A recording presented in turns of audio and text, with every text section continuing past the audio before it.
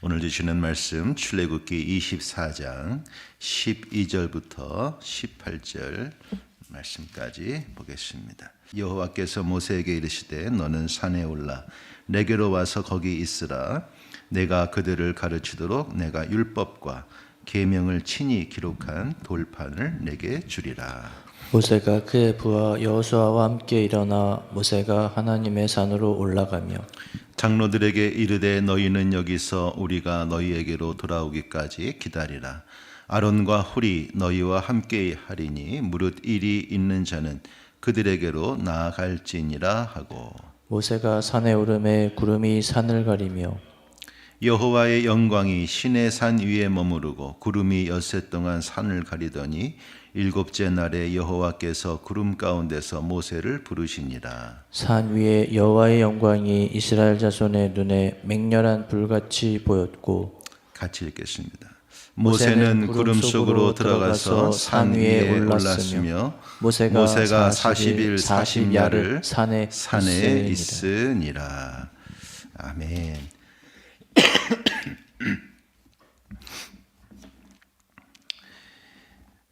네, 오늘 말씀은 이 모세가 이 언약식 이후에 하나님의 산에 오른 이야기를 우리에게 전해주고 계십니다.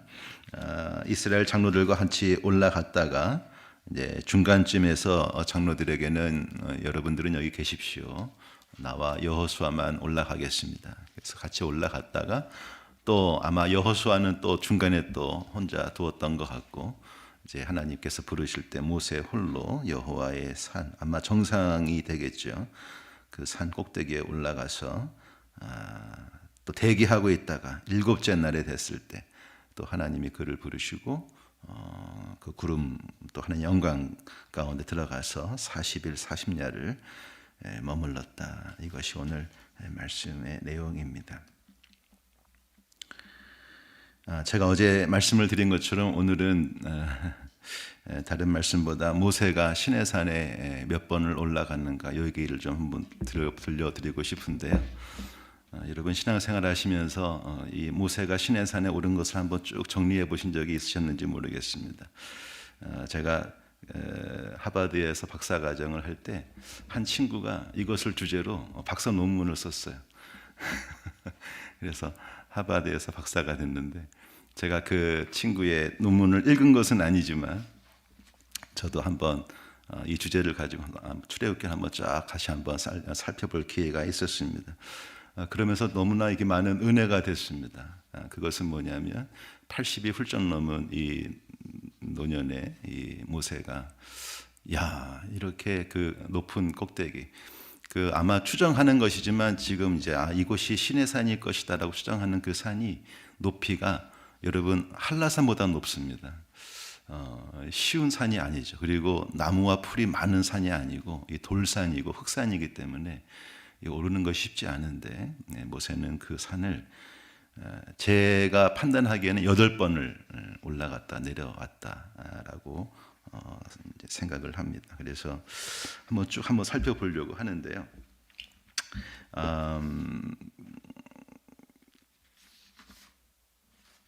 우리 성경이 있으시니까 출애굽기 말씀을 한번 보시면서 저와 함께 따라서 보시면 좋을 것 같습니다.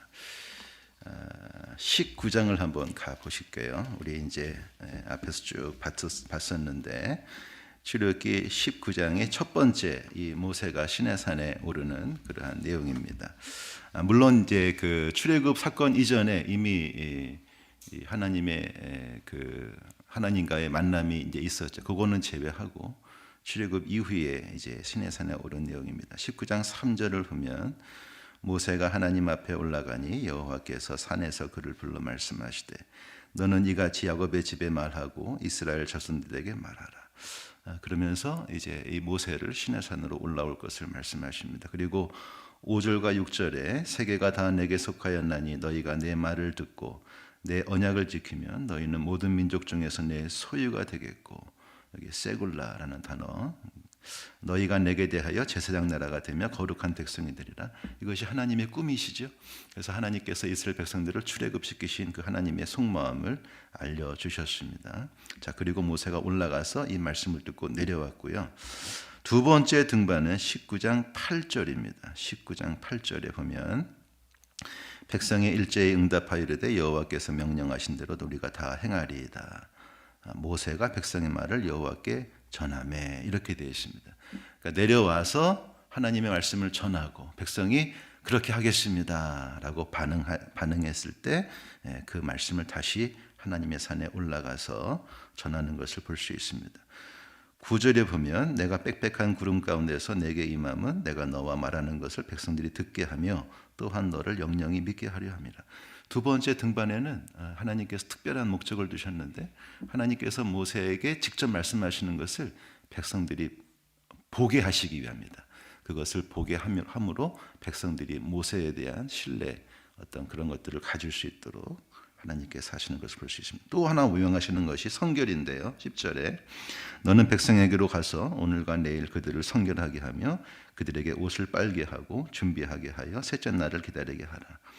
이는 셋째 날에 나 여호와가 온 백성의 목전에서 시내산에 강림할 것이니라. 자, 이렇게 성결을 말씀하시고 11절 이하를 보면 또 하나 명하시는 것이 내려가서 산 주위에 경계를 정해라. 그러니까 펜스를 치라는 겁니다. 그래서 백성들이 또 심지어는 가축들까지도 침범하지 못하라. 침범하면 죽는다는 거죠. 죽을 수 있으니까 펜스를 치라. 내려옵니다. 자, 세 번째 등반은 19장 20절 이하에 나오는데요. 여호와께서 시내산 곧 그 산에서 그 꼭대기에서 강림하시고 모세를 그리로 부르시니 모세가 올라가매, 이렇게 시작을 하고 있습니다.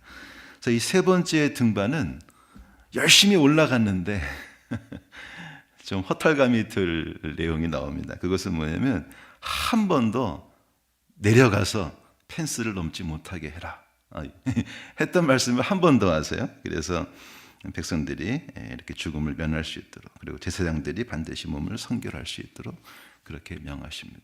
그래서 제가 모세였으면 뭐 이 말씀하시려고 부르셨나 싶을 정도로, 그러나 모세는 거기에 순종하고 올라가서 그 말씀을 듣고 다시 내려와서 열심히 펜스를 치고 그 경계를 넘지 못하도록 백성들에게 가이드를 주지요.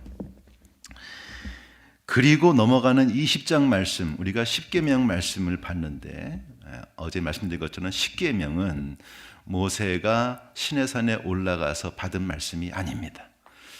신명기 말씀에 의하면 이 십계명을 받을 때 이스라엘 백성들이 모인 것을 여호와의 총회라는 단어를 사용하시는데요. 이 여호와의 총회가 모였을 때에 하나님이 직접 모세와 백성들 모두에게 직접 하신 말씀이에요. 십계명은 돌판을 새겨주신 것도 아니고 직접 말씀하셨는데, 우리가 봤던 것처럼 이스라엘 백성들이 듣기에는 이게 굉장히 무서운 사건이었던 거죠. 엄청난 우레소리, 번개소리, 천둥소리로 이게 들리면서 우리로 하여금 직접 듣지 못하게 해주세요. 모세, 당신이 우리와 하나님 사이의 중보자가 되어서 우리에게 대신 전해주세요. 그러한 부탁을 하게 되지요. 그리고 나서 네 번째 등반이 20장 21절에 나옵니다. 백성은 멀리 서 있고 모세는 하나님이 계신 흑암으로 가까이 가니라. 이게 네 번째 등반입니다. 올라가서 우리가 봤던 것처럼 제단에 관한 법을 시작으로 해서 이제 소위 언약서라고 하는 언약의 나중에 이제 이 언약서를 책으로 모세가 기록을 하죠. 그래서 언약책이 되는데 이 언약책을 받습니다. 그래서 20장, 21장, 22, 23장까지. 그래서 우리가 본 것처럼 소위 민법과 형법으로 구성된 이스라엘의 시민법을 받는 것을 보게 됩니다. 그리고 내려와서 우리 24장 9절 말씀에 우리 어제 말씀이지요. 자, 내려와서 이제 언약식을 거행을 한 겁니다. 이렇게 하나님이 언약서를 주셨습니다. 그랬을 때 백성들이 우리가 준행하겠습니다. 나사 베 니시마, 제가 어제 말씀드렸죠. 반드시 살아내겠습니다. 그 반응을 이스라엘 백성들이 이제 하게 되고, 모세는 이 아론, 나답, 아비후 장로 70명을 데리고 하나님의 산에 오릅니다. 이것이 다섯 번째 등반이 되겠습니다. 거기에서 잔치를 벌이죠. 잔치를 벌입니다. 옛날 고대 근동 사회에서는 이렇게 쌍방간의 거래가 성사가 되고 이제 사인을 마치게 되면 함께 먹고 마시는 이 식사, 공동의 만찬을 했다고 합니다. 언약이죠. 언약이 이루어졌다는 것을 이 식사를 통해서 하나님 앞에서 거행하는 것을 볼 수 있습니다. 어제 제가 이 얘기를 하진 않았지만 10절에 보면은 이스라엘의 하나님을 보니, 그래서 하나님을 보았다 이렇게 표현을 하고 있는데 엄밀히 말하면 본 것은 아닙니다. 하나님을 본 자는 살 수 없죠. 심지어는 모세조차도 하나님을 보지 못하고 하나님의 이렇게 지나가는 뒷모습만 바라보는 그런 것들을 볼 수가 있는데 여기서 보았다라는 것은 실제로 보았다기보다는 하나님의 영광, 또 하나님의 어떤 임재 이런 것들을 상징한다고 생각을 합니다. 그리고 발 아래에 펼쳐진 그 아름다운 모습들, 하나님의 영광의 모습들을 말씀하시는 거라고 생각을 합니다. 자, 이 다섯 번째 등반에서는 내려왔다는 기사가 없습니다. 하지만 추측할 수 있는 것은 오늘 말씀인데요. 12절에 여호와께서 모세에게 이르시되 너는 산에 올라, 이렇게 다시 한번 말씀을 하시고 그 뒤에 보면은 아론과 훌을 말씀하십니다. 그래서 이 훌이라는 인물은 우리 네 번째 등반에서는 등장하지 않았거든요. 그래서 이제 추측을 하는 거죠. 내려왔다는 기록은 없지만 아마 내려왔다가 다시 부르시는 것이 아닌가 이렇게 이야기를 하는 것입니다. 자, 그리고 말씀하시는 것이 오늘 말씀에 율법과 계명을 기록한 돌판을 주시겠다 이렇게 말씀을 하십니다. 그래서 이 돌판에 대한 말씀이 나오는데 이 돌판은 무엇을 쓴 판이었을까요? 우리 이제 25장부터 다음 시간부터 볼 것은 이 성막 제작에 대한 말씀인데 성막 제작을 자세하게 말씀하시죠. 성소의 기물을 이렇게 만들어라. 그래서 25장, 26장, 27, 28장, 29장 제사장에 대한 말씀, 번제에 대한 말씀, 30장 쭉 나가고요. 이 돌판이 등장하는 것은 31장 맨 끝절입니다. 31장 18절을 보면 여호와께서 시내 산 위에서 모세에게 이르시기를 마치신 때에 증거판 둘을 모세에게 주시니 이는 돌판이요 하나님이 친히 쓰신 것이더라. 그래서 이 돌판에 무엇이 쓰여져 있을까?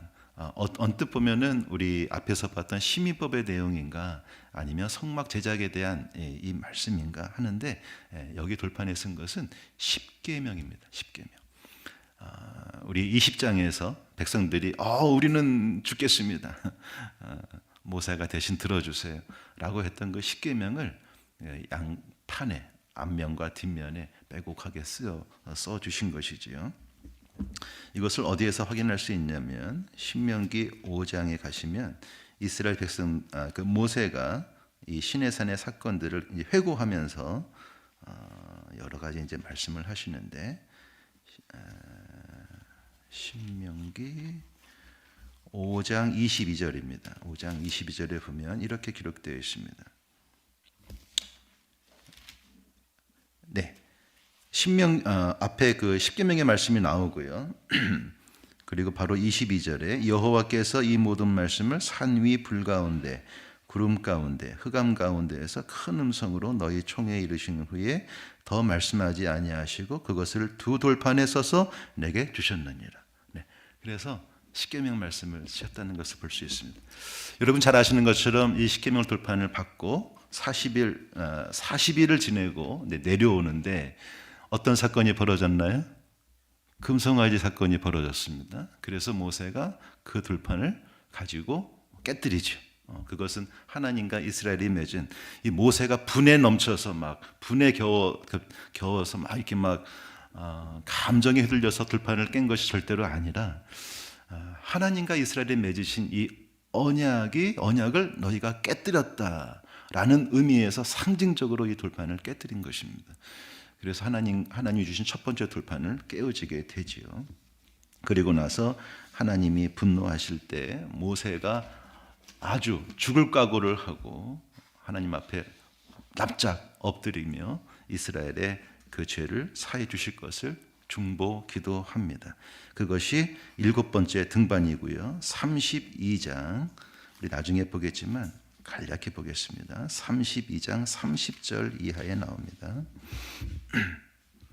이튿날 모세가 백성에게 이르되 너희가 큰 죄를 범하였도다.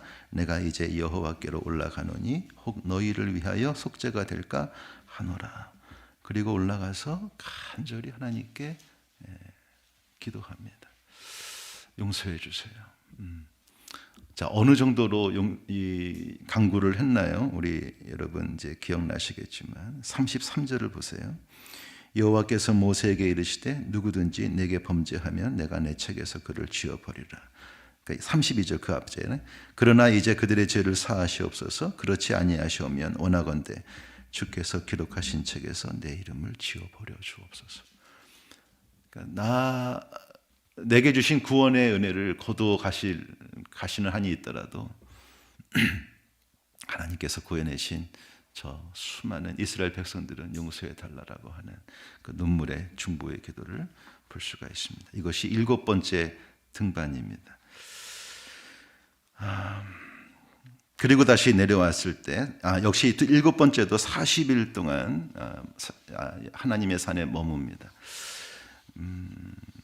이 6번째 오늘 본문의 말씀 6번째 돌판을 받으러 올라간 그 말씀도 40일, 또 7번째 이스라엘의 죄를 회개하기 위해서 중보하러 올라갔던 이 7번째 등반도 40일, 그리고 마지막 8번째는 34장에 나옵니다. 34장에는 이제 하나님께서 이제 용서해 주셨죠. 용서해 주시고 이제 다시 올라와라. 내가 새로운 돌판을 주겠다. 첫 번째 돌판은 하나님께서 직접 판을 만들어 주셨지만 두 번째 돌판에서는 네가 판을 깎아서 나와라. 판을 준비해서 올라오면 내가 쓰겠다. 이렇게 말씀하십니다. 그래서 이 두 번째 돌판을 받기 위해서 34장에 올라가는 이 이야기가 마지막 8번째가 됩니다. 그리고 나서 하나님은 하나님의 산에 임재하지 아니하시고 이제 그 하나님의 말씀에 따라 이 제작되는 성막, 그 성막의 지성소에 하나님이 임하시는 것을 볼 수 있습니다. 여러분 어떠신가요? 우리가 보통 모세 이야기를 읽을 때 첫 번째 산에 올라가서 십계명 돌판을 받았고 내려와서 욱하는 마음에 돌판을 깨뜨렸고 두 번째 올라가서 돌판을 받고 내려왔어. 보통 이렇게 이제 이해를 하는데 절대 그렇지 않습니다. 이것이 이제 성경을 천천히 읽어가는 강해 설교의 이 어떤 은혜인 것 같아요. 모세는 최소한 8번 올라갔습니다. 여러분 그 험한 일을 모세가 감당을 했다는 것, 특별히 이 6번째 오늘 말씀의 6번째 등반, 또 용서와 받기를 위해서 중보했던 7번째 등반, 그리고 두 번째 돌판을 위해 올라갔던 8번째 등반은 모두 40일을 머물렀는데요. 이것이 그냥 머문 것이 아니라 3번 모두 금식 기도했습니다. 한번 생각해 보세요. 저희 아버님이 딱 한 번 40일 금식 기도를 하셨어요. 저희 아버님 목회하는 교회 성전 건축을 앞두고 한 장로님 때문에 정식 기도하셨는데 끝까지 성전 건축을 반대하셨어요. 이 장로님이 동의를 해주셔야 이게 진행이 되는데, 그래서 인간적인 마음으로 대할 수가 없으셔서 그냥 하나님께 승부를 거시고 40일 금식 기도를 들어가셨는데, 참 그렇죠. 이 장로님은 끝까지 굽히지 않으셨습니다. 그래서 결국 성전 건축을 그때는 못하고 그 장로님이 이렇게 이제 돌아가신 후에 성전 건축이 진행이 되고 지금 잘 이제 은퇴를 하셨는데, 그때 저는 지금도 기억하는 게 제가 초등학교 5학년인가 그때였거든요. 지금 저보다 젊은 나이셨네요. 40일 금식기도 돌아오셨는데 제가 아버지를 못 알아봤습니다. 아버지가 이렇게 신체가 건강하신 분이셨는데 완전히 뼈만 남으셔서 정말 시체 같은 분이 이렇게 소파에 누워 있는 거예요. 저희 어머님이 야 아빠다. 제가 무서워서 가까이 갈 수가 없었죠. 완전히 흉골이 이렇게 접하셔가지고 그렇게 돌아오요. 야 40일 금식하면 사람이 이렇게 되는 거예요. 그래서 40일 금식기도가 돌아가신 목사님도 꽤 많으십니다. 근데 이러한 참 어려운 이 금식기도를 모세는 한 번도 아니고 3번 연속으로 120일을 금식기도. 이게 사람의 힘으로 할 수 있는 것은 아닙니다. 정말 하나님이 붙잡아 주셔야 할 수 있는 것인데 그 금식기도를 3번이나 하면서 마지막 6번, 7번, 8번의 등반을 마쳤다는 겁니다. 여러분 이 모세가 이렇게 했다는 거예요. 어떤 마음이 드십니까? 모세가 이렇게 초인적인 강행군을 했던 것은 다른 것이 아니었습니다. 하나님 맡겨주신 그 사명을 감당하기 위해서 또 하나님의 백성으로 세워지기를 위해서 그는 헌신했던 것입니다. 모세는 장차 오실 예수 그리스도를 예표합니다. 하나님과 인간의 중보자가 된다는 것은 결코 쉬운 일이 아닐 것입니다. 거기에는 자신의 희생과 헌신이 필요할 것입니다. 모세가 그렇게 했고 우리 예수님도 그렇게 하셨습니다. 우리가 누군가에게 예수님을 전한다는 건 역시 우리의 희생과 헌신이 필요합니다. 엄마가 아기를 잉태하고 출산하는 수고를 하는 것처럼 누군가의 영혼을 하나님께 인도한다는 것은 참 쉬운 일이 아니라 우리가 이런 모세와 같은 그러한 이 수고를 해야 할 각오를 우리가 해야 한다는 것입니다. 그러나 우리가 하는 것이 아니라는 것이죠. 성령께서 행하시는 일이시기 때문에 우리가 이 모든 수고를 감당할 수 있는 힘도 또 지혜도 능력도 하나님께서 허락해 주실 줄로 믿습니다. 그래서 지금 모세는 성령 충만한 겁니다. 저희 아버님이 40일 금식기도 하고 뼈만 남아서 돌아오셨는데 그 이후에 목회 여정에 저 지금도 기억나는데요. 엄청난 기적이 많이 일어났어요.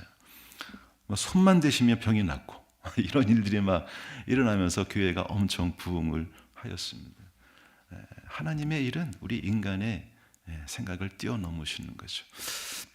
아마 모세도 비록 120일을 연속으로 금식하는 정말 이 생사를 넘나드는 그러한 사역이었지만 성령께서 그 안에 역사하셔서 엄청난 일들을 행하시지 않으셨을까 생각합니다. 여러분 기억하십시오.